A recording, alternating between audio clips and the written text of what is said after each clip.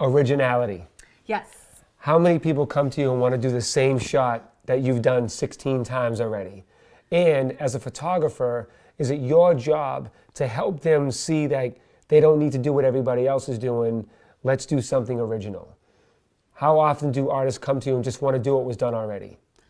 A lot of the times. And I think that's okay to like draw inspiration from artists that already have their photos out there, but I always like to tweak it a little bit and really make it our own, because you don't want to just straight rip people off. A lot of art is that, and I think that there's something to be said for that, you know, but try to really push it to another level and make it your own. How important is it for an artist to find a photographer that they gel with and keep their photos consistent?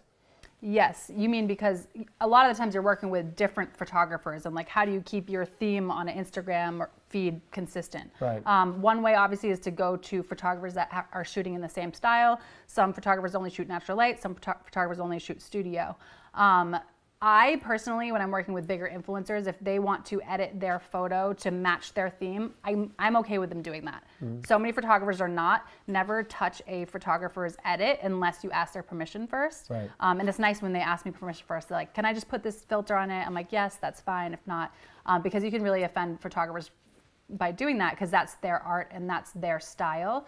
But you can find people that are okay with you kind of messing around with it a little bit yourself. Now, if you're an artist and let's say they work with you or another photographer and you did a barter, you didn't charge them any money. And in exchange for that, a photographer wants to put a watermark on that picture, but it's like really abrasive watermark that's like kind of takes away from the beauty of the picture. Yeah. How does an artist deal with that kind of photographer without insulting him or creating turmoil between the two?